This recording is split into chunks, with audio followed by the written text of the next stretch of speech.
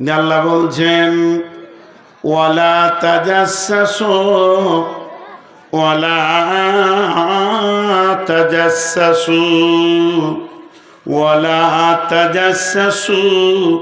রে আমার বন্ধু, হে আমার ভাই বাপজিরা, সোনার আল্লাহ, ও আমার মা, ওরে আমার বোন বেটি, ওয়ালা তাজাসসু, তোমরা জাসুসি করিও না। তাজাসুস করতে মানা করেছেন। জাসুসি আর জাসুসিতে দুটো শব্দ ব্যবহার হয়। একটা হচ্ছে তাহলে আর একটা হচ্ছে কেন। তাহলে আর কেন, যেমন আমি খুব এখানে মেহমান শুয়ে আছি, একটু রাত্রিতে ঘুরে আসলাম বাজার থেকে। এত রাতে উঠলেন কেন? একটা কাজ ছিল। না, কাজ কি ছিল? আপনি তো সন্ধ্যায় যেতে পারতেন, এখন তো বাজার বন্ধ। এখানে তাহলে আর আগাচ্ছে না, বুঝতে পেরেছেন? তাহলে কিছু থাকতে পারে। আপনি এধার ওধার নদীর ধারে ঘুরছেন, এটাকে বলছে জাসুসি। আল্লাহ বলছেন তুমি যদি জাসুস হও তো আমিও তোমার থেকে বেশি বড় খবর রাখনেওয়ালা। তো ওয়ালা তাজাসসু, তোমরা জাসুসি করিও না। জাসুসি করা মানে পেছনে কুটকুট খুটকুট খুটকুট খুটকুট করে লেগে খালি দোষ ত্রুটিকে খুঁজে বের করা। ওয়ালা তাজাসসু, আমার রব যদি মনে করে তিলে তিলে হিসাব লিব, একটাও কেউ জান্নাত যেতে পারবে না। আল্লাহ তাবারক ওয়া তাআলা বলেছেন ইন্না ইলাইনা ইয়াবাহুম সুম্মা ইন্না আলাইনা হিসাবাহুম। আমার কাছে ফিরে আসতেই হবে, হিসাব দিতেই হবে। আল্লাহর কাছে আমরা দোয়া করি আল্লাহুম্মা হাসিবনি হিসাবান ইয়াসীরা। হে আল্লাহ, তুমি আমার হিসাবটাকে আসানের সঙ্গে লাও। কবি নজরুল আর আসান করে দিয়েছে। তোমার কাছে হিসাব চাই না মাওলা, তোমার দয়া চাই। হিসাব দিতে যাব না, তোমার মেহেরবানি চাইব। আমার নবীজি বলেছেন হিসাব দিয়ে আল্লাহর সঙ্গে খাতা কলম মিলিয়ে জান্নাত যাবে এমন একটা মানুষ বিশ্বের বুকে জন্ম নেয়নি। হযরত আদম থেকে শেষ পর্যন্ত আল্লাহ যাকে মাফ করবেন, দয়া করবেন, ওই লোকটি জান্নাতে যাবে। আল্লাহর দয়া ছাড়া কেউ জান্নাতে যাবে না। আল্লাহর নবীকে সাহাবীরা প্রশ্ন করলেন ইয়া রাসূলুল্লাহ আপনিও? নবীজি বললেন আমিও আল্লাহর দয়ার প্রত্যাশী। এবার হিসাব আসান কাকে বলে? আসান হিসাব বলে আমার আল্লাহ জাসুস হবেন না। আল্লাহ যদি সেই দিন একবার, বুখারীর হাদিস আছে বন্ধু, আল্লাহ যদি একবার আপনার আমল নামাতে আঙ্গুলটা দিয়ে বলে বান্দা তুমি এই কাজটা করেছো কেন, আল্লাহ যদি কেন বলে দেয়, আল্লাহর কেনর প্রাচীরটা এত বড় হবে ওটাকে টপকাবার পুরুষ কেউ জন্মায়নি। ওকে জেনে নিতে হবে আল্লাহ কেন বলেছে, মানে আমি জাহান্নাম যাব। বিধায় আল্লাহ যাকে মাফ করবেন আল্লাহ কেন শব্দ বলবেন না। তাহলে আমাদের রব এত বড় মেহেরবান, তিনি আমার আপনার ব্যাপারে দয়াবান, তুমি মানুষ হয়ে মানুষের পেছনে লেগেছ কেন? এটা করলে কেন? ওটা করলে কেন? অতএব আল্লাহ বলছেন ওলা তাজাসসুসি, খবরদার তোমরা তাজাসসুসি করিও না। ওলা ইয়াগতাব বাযুকুম আলা বাযিন, একে অপরে তোমরা গীবত করিও না।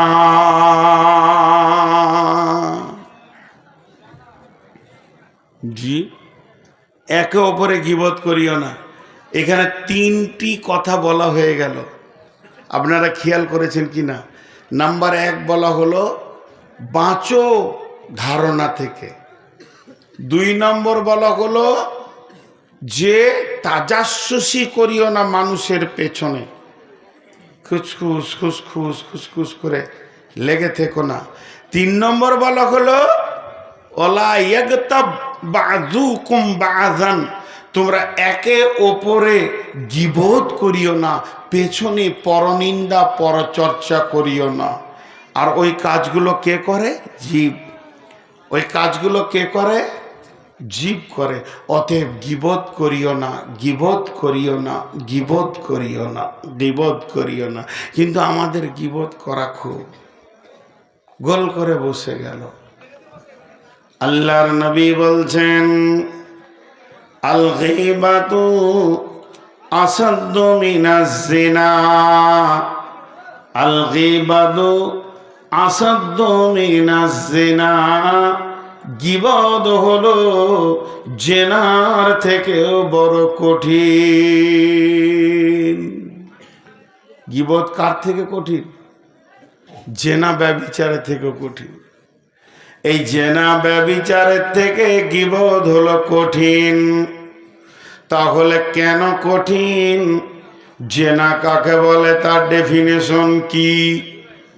জেনার ডেফিনেশন হালকা করে বলবো, ডিপলি বলবো না। যে মেয়েটা আমার জন্য হারাম, যার সঙ্গে আমার বৈবাহিক সম্পর্ক নাই, যাকে আমি মহারণা দিইনি। মেয়েদের জন্য যে পুরুষটা হারাম, যাকে সে বৈবাহিক সম্পর্কে আবদ্ধ করেনি, এই রকম একটা পুরুষ, এই রকম একটা নারী, দুইজন কোনো নির্জন জায়গাকে বেছে নেবে। নারীর শরীরে কাপড় থাকবে না। কত বড় বেহায়া বেপনাম! পুরুষের শরীরেও কাপড় থাকবে না। কত বড় বেহায়া বেপনাম! দুইজন দুইজনের অঙ্গকে দেখবে, তারপরে তারা স্বামী স্ত্রীর মতো অবৈধ সম্পর্কে লিপ্ত হয়ে যাবে। স্বামী স্ত্রী বৈধ সম্পর্কে, এরা অবৈধ সম্পর্কে লিপ্ত হবে। এত বড় নোংরা কাজ। আর কাজটা যখন সমাপ্তি হয়ে যাবে, দুইজনের জন্যে গোসল ফরজ হয়ে যাবে, নচেত এরা পাক হবে না। তাহলে কাজটা কত নোংরা কাজ, কত ডিপ কাজ, কত গভীর কাজ। কিন্তু গীবত করতে গেলে কাপড় খোলা লাগবে না। মেয়েটা যদি বোরখাও পরে থাকে, তারপরও গীবত করা যাবে। ছেলেটা ফুল পোশাকে আছে, কোন রকম কাপড় তাদের সরল না, বেহায়া বেপনামো হলো না, তারপরও তাদের গোসল ফরজ হবে না। গীবত এমন একটা জেনা এমন একটা জায়গায় করে, লুকিয়ে চুপিয়ে করে। গীবত সমাজের ভিতরে করা যাবে, চায়ের দোকানে গীবত, মসজিদের কাতারে নামাজ পড়ার পর বসে বসে গীবত চলবে। তারপরও বিশ্বনবী বলছেন এই গীবতটা এত শক্ত গুনাহ, যেটা আপনার কিনা জেনার থেকেও বড়।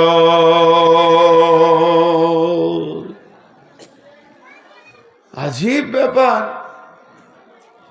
এটা ভাবার আছে, একটা জিনিসটা ভাবার আছে যে এটা এত নোংরা বেহায়াপনামো, আর এটা গোটা শরীরে কাপড় ঢেকে, তারপরও জি কেন বড়? কেনটা এবার বলছি। এইখানে এক জিনা করনেওয়ালা জিনা করনেওয়ালি, আমি জেনা করেছি, আমি তো একা দোষী নয়, আমার সাথে একটা মেয়েও আছে দোষী, দুজনই আজকে জালসা শুনছি।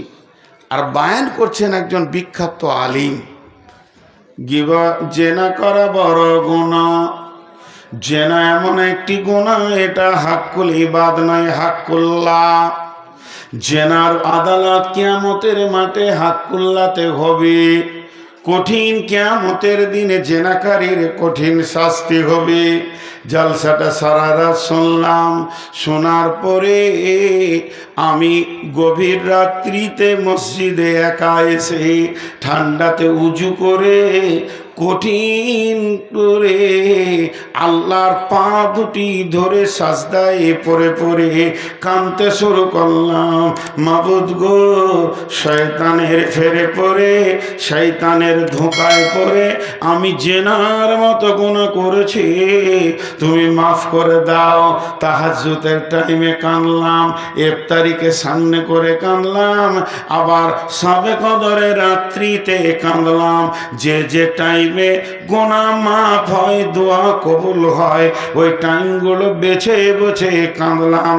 পৃথিবীর কেউ বলতে পারবে না যে ওর গুনাহ মাফ হবে না, অবশ্যই মাফ হয়ে যেতে পারে, কারণ আমার আল্লাহ এখনো তওবার দরজা খুলে রেখে দিয়েছেন। আমার রব বলেন, মানুষ পাপ করে যখন আমার কাছে কাঁদে, ইন্নাল্লাহ গাফুরুর রহিম, আল্লাহ জবরদস্ত গুনাহকে মাফ করনে ওয়ালা। আল্লাহ তাবারাক ওয়া তাআলা বলেছেন, ইজহিবনাস সাইয়্যাত বিল হাসানা, এমন কিছু নেকি আছে যে গুনাহকে সরিয়ে দেয়। আমি এমন আমল করলাম, আমার রব আমাকে মাফ করলো। আমার সাথে যে মেয়েটা জেনাতে লিপ্ত হয়েছিল, ওই মেয়েটির চোখের পানিতে কাঁদতে লাগলো, মাবুদ রে, তোমার শয়তান আমার পেছনে লেগে আমার ইজ্জতকে লুটিয়ে দিয়েছে, আমি এখনো হায়াতে জিন্দেগিতে বেঁচে আছি, তওবা করার সুযোগ রয়েছে। ও দয়াল মাবুদ, তুমি তোমার বান্দিকে গুনাহ মাফ করে দাও। একদিন দেখা গেল ওর মাফ হয়ে গেল, তারও মাফ হলো, আমারও মাফ হয়ে গেল। কিন্তু আমি আর মৌলভী সাহেব দুইজন বসে বসে বসে বসে আর একজনের গীবত করছি, ওই এই করেছে, ওই করেছে, এমক করেছে, তসুক করেছে। আমি আবার গীবতের গুনার জালসা শুনে নিয়েছি। এবার কি করব? একটা তো মাপ চাইলাম, বেনামাজি ছিলাম, মাপ চেয়ে নামাজ ধরলাম। মদ খেয়েছিলাম, সেটাকেও তওবা করে নামাজ ধরলাম। আমি জুয়া খেলেছি, সেটাও তওবা করে নামাজ ধরলাম।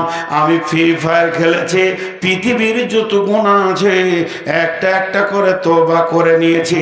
এবার আমি গুনার লিস্টটা খুলে দেখছি, আমার আর একটা গুনাহ হ্যাঙ্গের মতো ঝুলছে, হ্যাঙ্গিং হয়ে ঝুলছে। সেটা কি না, আমরা দুইজন মিলে আর এক মাওলানার গীবত করেছি। এবার কি করব? আবার গভীর রাত্রিতে কাঁদতে শুরু করলাম, আল্লাহ মাফ করে দাও। গীবতটা হাক্কুল ইবাদ, এটা আল্লাহ মাফ করবেন না। আমি যার গীবত করেছি তার কাছে মাফ চাইতে হবে, কারণ আমি একটা মানুষকে হেকারত হিয়ানত করেছি। দেখা গেল ওই মাওলানাকে সুযোগে পেয়ে গেলাম, হাতটা জড়িয়ে ধরে বললাম, বন্ধু ভাই, আমি শয়তানের ফেরে থাকতে পারিনি। আপনি যে অন্যায়টা করেছিলেন, অমুক মসজিদে থাকতে থাকতে একটা দুর্ঘটনা ঘটিয়ে দিয়েছিলেন, সেটা সত্য, কিন্তু আমি গীবত করে ফেলেছি, আমিও তো গুনাহগার হয়ে গেছি, আপনি আমাকে মাফ করে দেন। বলল, ভাই, তুমি যখন হাত ধরেছো, আমাকেও তো আল্লাহর কাছে মাফ নিতে হবে। মানুষ মানুষকে মাফ করলে আল্লাহ তাকে মাফ করেন, বিধায় আমি তোমাকে মাফ করে দিলাম। আমি জানে আশ্বস্ত পেলাম যে আমার গীবতের গুনাহটা মাফ হয়ে গেল। কিন্তু না, লাভ, আবার নাটা কেন বলছি? কিন্তু না, নাটা কেন বলছি? মাপ হবে। আমি গীবত করেছি, তার মাপটা হবে। আমি তার কাছে মাপ চেয়েছি, সে মাপ করেছে, মাপ হবে।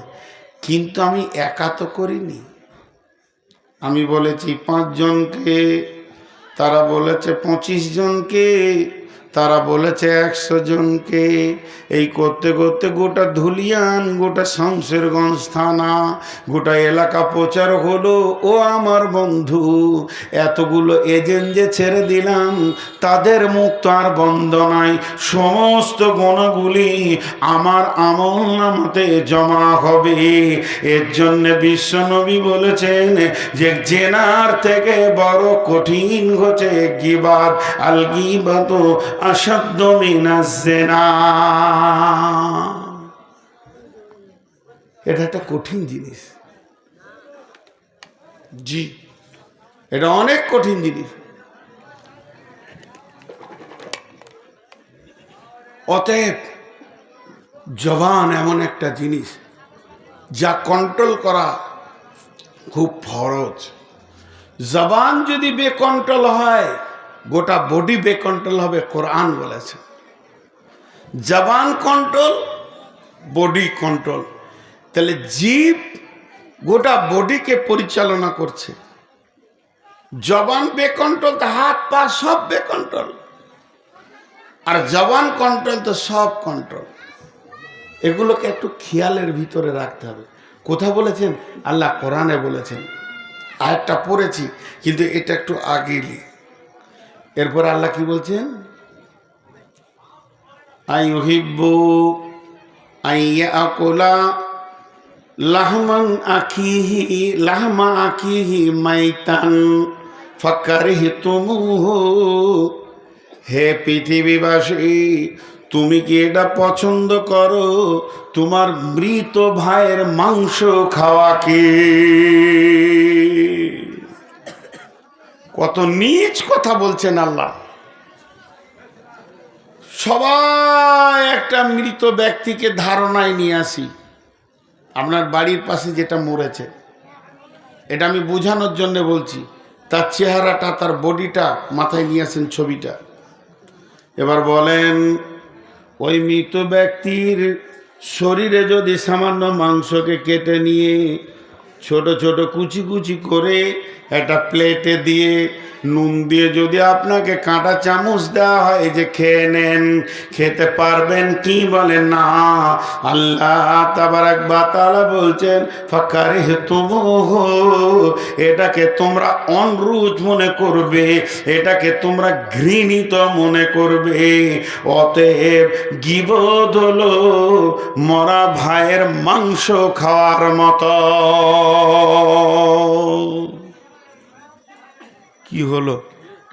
উঠছে কেন? আজীব ব্যাপার, এত তাড়াতাড়ি উঠছে। আসলে ওরা শিক্ষিত মানুষ। জালসা, এই খালি নামটা ভুলে গেছি, লক্ষ্মীপুর না, লক্ষ্মীনগর, এখানে সব নগর, গাজীনগর, মহাদেবনগর, লক্ষ্মীনগর। হ্যাঁ, আর শিলিগুড়ি যাবেন তো সব গুড়ি, শিলিগুড়ি, ময়নাগুড়ি, ধূপগুড়ি, ভেষগুড়ি, জলপাইগুড়ি। আর এইখানে দিনাজপুর যাবেন তো সব কুড়ি, বাঁশকুড়ি, ধামানকুড়ি, সামানকুড়ি, ভরানকুড়ি। আর 24 পরগনা যেমন তো খালি, বকখালি, তুষখালি, সোনাখালি, ছনাখালি, বনাখালি, এখানে সব নগর। তো এই লক্ষ্মীনগর আজকে জালসা কমিটি জালসার আয়োজন করেছে ডিসেম্বর মাসের ক তারিখে? 26 তারিখ। কিন্তু 27 তারিখ ওরা বয়ান শুনবে না। ঠিক বুদ্ধিমান লোক আছে। 27 তারিখে বয়ান শুনবো না, ডেট ক্রস, চেয়ার ছেড়ে চলে গেল। আমি একটা গাধা বক্তা বলি বসে আছি। আমার মতো বিলিতি গাধা আর দুনিয়াতে নাই। জি হ্যাঁ। তো চলেন, আমি যে কথাটা আপনাদের সামনে বলছি, তো সব থেকে ঘৃণিত জিনিস হলো গীবাত। একটা উদাহরণ দিব আপনাদেরকে, উদাহরণটা মন দিয়ে শুনবেন, খুব মন দিয়ে। ধুলিয়ান হাট, ওই গরুর হাট। তো আপনার গ্রামের একটা ছেলে, ও একটা ভ্যানে বা টোটোতে, টোটো বলে একটা ভাইরাস পৃথিবীতে এসেছে, দেখেছেন আপনারা? আল্লাহু আকবার। করোনার থেকে ডবল ভাইরাস। রাস্তায় কাউকে চলতে দিবে না, হুঁশ জ্ঞান ওদের নাই। সোজা নিয়ে যে গাড়ির সামনে লাগিয়ে দিবে, গাড়ি ব্যাক করবে, সোজা করবে, কে আসছে দেখবে না। মারুতি, ট্রাক, বাস সবাই ওদেরকে ভয় খায়। আর আল্লাহ তাবারাক ওয়া তাআলা টোটো কেনার তৌফিক অকি দেয় যার বিবেকটাকে মেরে দেয়। রাস্তার মাঝে ছাড়া যাবে না, এক সাইডে যেতে হবে। আচ্ছা, আজীব লাগে, গোটা পৃথিবীর টোটোওয়ালা একই মিজাজের, বাংলাদেশেও তাই, ডান দিকে বাঁ দিকে লাগিয়ে দিচ্ছে। তো খুব ধ্যানের সঙ্গে শুনবেন, একটা লোক টোটোতে হোক ভ্যানে হোক এক প্যাকেট আলু নিয়ে যাচ্ছেন বিক্রি করার জন্য। এই উদাহরণটা না শুনলে গীবতের মজাটা পাবেন না। তো ও যে আলু নিয়ে চললো হাটে বিক্রি করবে, তো বস্তাতে একটা ফুটো হয়ে গেছে, টক টক আছে 50 কেজি। এবার ও হাট যেতে যেতে ওটা 20 কেজিতে দাঁড়াবে আর কি, পড়তি আছে। আর পেছনে একজন 5 কেজি সরিষা নিয়ে চললো, সেও হাটে বিক্রি করবে, কিন্তু ওটা চুচু করে পড়ছে সরিষা। ই জানে না যে আমার লিক হয়েছে, বরং আলুওয়ালাকে দেখে খিল খিল করে হাসছে। সাথের বন্ধুটা বলছে গেল সব। হঠাৎ আলুওয়ালাকে কেউ বলেছে তোর ফুটো রে। ও তাড়াতাড়ি করে একটা ডালি নিয়ে কোরাতে শুরু করলো। আলু কটা কোরানো সম্ভব কি সম্ভব নয়, কিন্তু সরষে গীবত কর্নালাদের হালাত ওই। আমি ধরা খেয়েছি একটা মেয়ের সঙ্গে, আর আপনি বসে বসে চায়ের দোকানে মিষ্টি করে করে বলছেন আমি তো আমার গোনার মাপ আল্লাহর কাছে কাঁদতে শুরু করে দিয়েছি, কিন্তু আপনার গোনাটা যে চু চু চু করে নেকিটা বেরিয়ে গেছে, এ খবর রখে নাই। যেদিন কিয়ামত হবে সেদিন আর এর কোরাবার ক্ষমতা হবে না। বিশ্বনবী বলছেন এমন লোক আছে, বিশ্বনবী বলছেন এমন লোক আছে কঠিন কিয়ামতের দিনে পাহাড় পাহাড় নেকি নিয়ে উঠবে আর পাহাড় পাহাড় গুনাহ নিয়ে উঠবে। তখন ওই লোক বলবে আল্লাহ জীবনে এত গুনাহ করিনি, জেনা তো আমি করিনি, চুরি আমি করিনি, মাতাল আমি ছিলাম না। তখন আল্লাহ বলবে তুমি গীবত করেছো, আমার অটোমেটিক ট্রান্সফার চলেছে, তোমার নেকি তার কাছে গেছে, তার গুনাহ তোমাকে দেওয়া হয়েছে। এই গুনাহ কারণে আল্লাহ বলবে মাবুদ জীবনে এত নেকি করিনি, পাহাড় পাহাড় নেকি দেখছি না। আল্লাহ বলবেন গোলাম যে তোমার গীবত করেছে তার নেকি তোমার কাছে এসেছে এবং তোমার গুনাহ তাকে ট্রান্সফার দিয়েছে। অতএব গীবত করনেওয়ালার 16 আনাই লস। গীবত করনেওয়ালার 16 আনাই লস, কোনো লাভ নাই।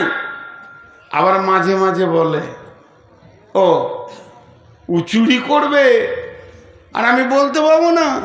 হ্যাঁ, ও সত্যি সত্যি ওই গুনাহটা করেছে, তারপরে তুমি বলতে পারবে না। গুনাহ করার পর যদি কেউ পেছনে কথা বলে ওইটার নাম গীবত, ওইটার নাম গীবত, ওইটার নাম গীবত, ওইটার নাম গীবত। কিন্তু গুনাহ করে নাই আর যদি বলে ওইটার নাম গীবত নাই, ওইটার নাম তোহমাত, অপবাদ।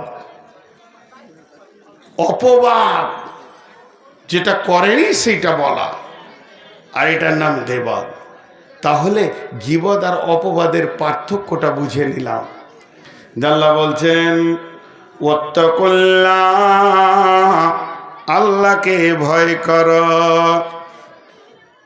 ওয়াত্তাকুল্লাহ ইন্নাল্লাহা তাওয়াবুর রহিম, নিশ্চয় আল্লাহ বড় মেহেরবান, তওবা কবুল করনে ওয়ালা।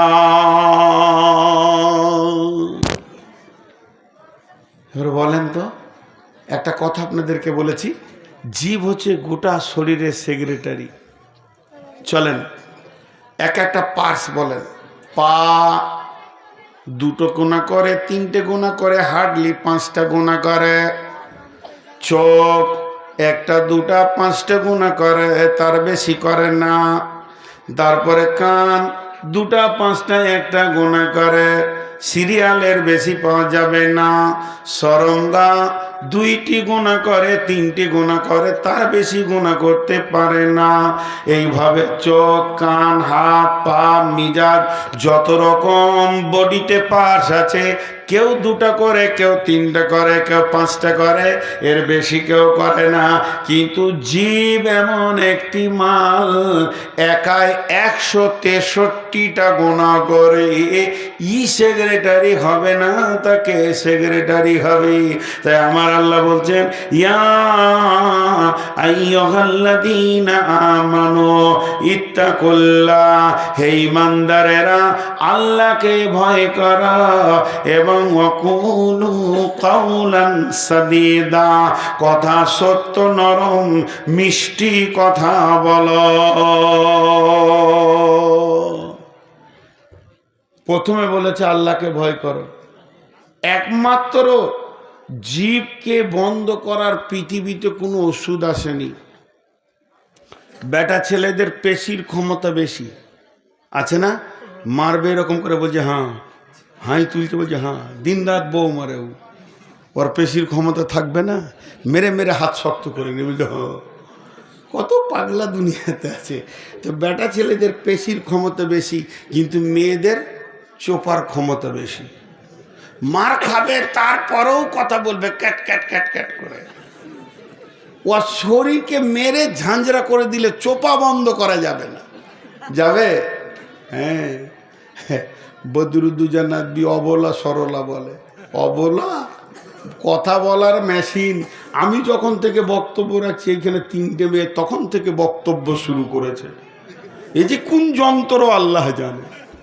হ্যাঁ, কথা বলার মেশিন পৃথিবীতে এসেছে। তো এদের জবান চলতি থাকে।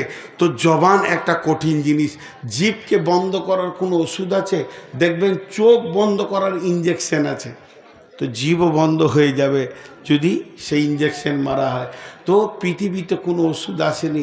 জিভ কথা বলে, তার দিয়েও যদি বেঁধে একটা প্রেক লাগিয়ে দেন, কালকে থাম্বিল তৈরি করবো, ওরা তার দিয়ে বেঁধে প্রেক লাগাবে। এগুলো যদি করো, একটা ইউটিউবারকে লাগাতে দেবো না। প্লেন আমার ছবি থাকবে, কোনো থাম্বিল থাকবে না।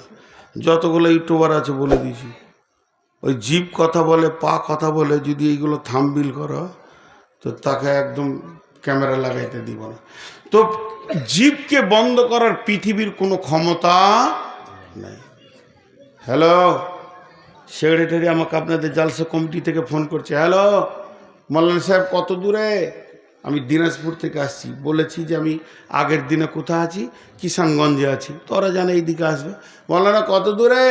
কালিয়াচক পেরোতে পারলেন? বলছে হ্যাঁ, কালিয়াচক পেরে গেছি, ফারাক্কা ব্রিজে উঠছি, তখন আমি গাজলে। কত বড় বেঈমান বলো তো। এরকম চলছে কি চলছে না? আরে হ্যাঁ না বলেন মোবাইলে। কিন্তু ওই অবস্থায় আমার জীব যে একটা বড় গুনহা করছে, এটা এখানকার কমিটি কেউ দেখতে পেছে না। ওই অবস্থায় যদি স্মরণ হয় যে আমি কোথায় আছি না আছি, মেন রেডারে যে বসে আছে সে দেখছে, তাহলে আর বলতে পারবে? মিথ্যা কথা বলতে পারবে না। এই জন্যে জীবকে আটকানোর একটাই রাস্তা, সেটা হচ্ছে আল্লাহর ভয়। আল্লাহর ভয় থাকলে ও জীব সত্য কথা বলবে। ভাই আমি এইমাত্র গাজল ঢুকলাম, এত দূরে, সেই সকাল থেকে বেরিয়ে, ভাই এক বন্ধুর বাড়িতে আটকে গিয়েছিলাম, লেট হয়ে গেল, আসছি ইনশাল্লাহ। বলেছিলাম দুপুরে ভাতটা খাবো, তার হলো না, রুজি নাই, ইনশাল্লাহ সন্ধ্যায় পৌঁছাবো। জি, আর জালসা কমিটি বলবে যে সাড়ে 9টায় দিয়ে দিব, যে 12টায় দিবে। এও জিভবে কন্ট্রোল, এও জিভবে কন্ট্রোল। হ্যাঁ, আপনাদের ইমাম সাহেব হাসছে, ভাই ও ভাবছে তো ওই রকমই তো করেছি। তো এই যে ভেজাল চলছে সারা দুনিয়াতে, আমি আমভাবে বলছি এইভাবে চলছে। দেখেন, তা আল্লাহ তাবারক ওয়া তাআলা কি বলছেন, যে আল্লাহকে ভয় করো, তারপরে কথা শুরু করো। আল্লাহকে ভয় করো, তারপরে কথা শুরু করো। এরপর আবার কি বলছেন?